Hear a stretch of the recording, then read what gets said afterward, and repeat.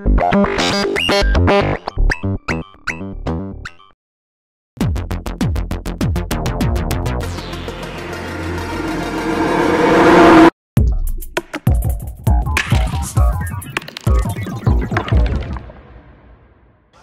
we're at Superbooth 2017 with Matthew, ALM Busy Circuits. We're going to check out the new Pamela's workout. The old one had some heavy Euclidean use in my system, so let's check it out. Yeah, so I've got the new Pamela here, a lot like the old Pamela in terms of size and being a master clock. Again, 8 outputs. Big difference with this one is, as well as outputting triggers and gates, it will output modulation signals, sine waves, triangles, envelopes, all sorts, all synced to a master tempo, and then the outputs are factors of that, multiples or divisions. So your divide by 3 gate on the old module can now be a divide by 3 LFO length or random modulator. Exactly. As well as that, I've rolled in stuff like the euclidean firmware, so you can do skips and essentially build rhythms based on euclidean parameters. Also kind of random looping randomness, like locking on a Turing machine or whatever. I've also extended the CV control, so it's now got 2 CV inputs, and then you can apply that CV control to basically any parameter. Any output parameter. In a hi-hat rhythm or trigger or... Yeah. So if we go to like the first output here, and that's got a 5.3 factor, so that'll be some kind of triplet or dotted kind of thing, slightly off rhythm, as well as it doing the solid integer values. You know, there's lots of different divisors and multipliers and sort of special modifier types. So it goes way beyond the divide 1, 2, 3, 4. Yeah. So I was doing a 5.3, and then beyond that, you then go into the actual all these trigger parameters. So you've got the waveform. This is actually outputting a envelope, just a simple decay-based envelope, which is going straight into a VCA. You've got to level how the actual voltage, maximum voltage level. So you're saving some attenuators between that and the parameters? Yeah, definitely, as well as having like an offset control, a width which will basically set the decay time of an envelope, but on a sine wave or triangle it will skew the waveform. So you've got that like wave tilt from a triangle to a ramp or a saw? Or... Yeah, so for example, the envelope output is quite is very sort of exponential, but you can use a triangle for something a bit softer, a bit more linear, and just tilt it the right. ramp. Yeah, exactly. Or it'll be your pulse width if it's a simple gate out. And then you've got a phase control, phase and delay. Phase is more for like the sine wave, you know, so you can have different phase. It resets to the peak or the trough of the wave or the 0 point. Yep, exactly. Delays the generation of a waveform. Like, it's really for doing like shuffle, this delay, and a delay divisor. So you can delay every other step and you'll get like a swing and shuffle. Exactly. A random skip, how likely it is to actually skip sending that gate out, and you can use that together with this loop parameter to actually build like rhythms. And then just before that, these 3, the Euclidean step, Euclidean trigger, and Euclidean rotation for building Euclidean type rhythms.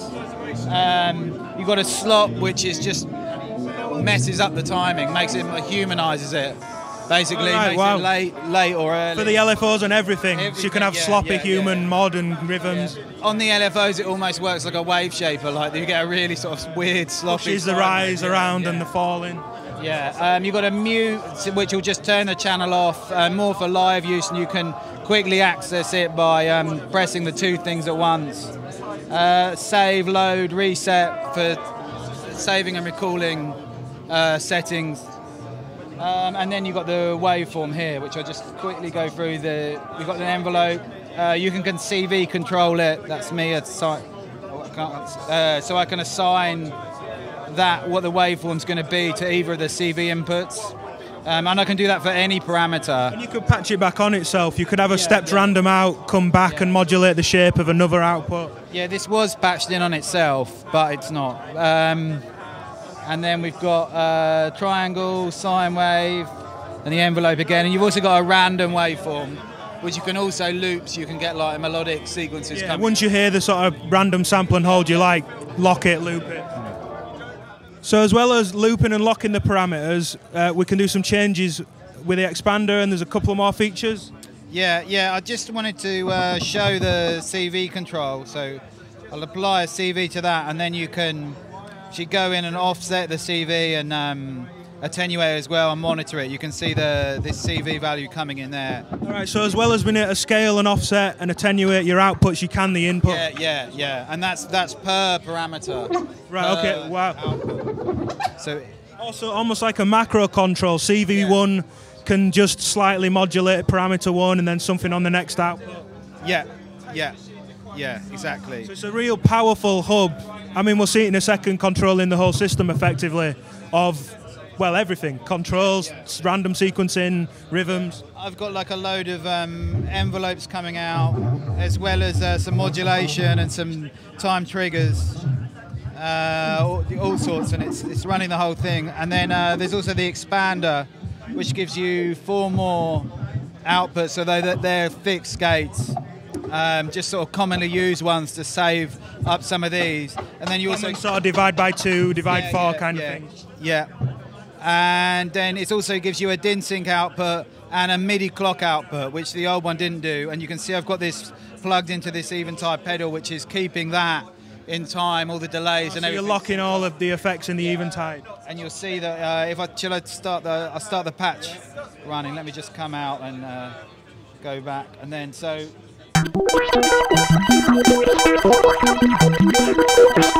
All the modulation and everything is coming from Pamela, basically. Well, there's some LFO stuff going on as well, but it's generally all coming from Pamela. And then you'll see that if I change the BPM here, it changes on the pedal too.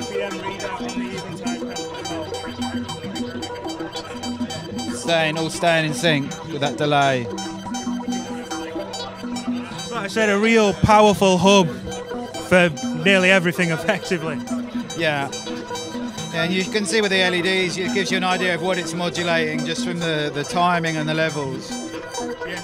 And unlike the on and off for the triggers before, we can see them fade in and out, showing LFOs and things. Yeah. And you can also drive it externally. So you can clock and reset externally as well. Yeah, it's super stable clock. They're very good at following things. Like literally every single part of the old Pamela's been improved. I sort of spent all last year working on it. And there's firmware updates there's a little USB slot on the side. All right, for anything new. Yeah. Brilliant. Well, thanks for running us down Thank you. the new module.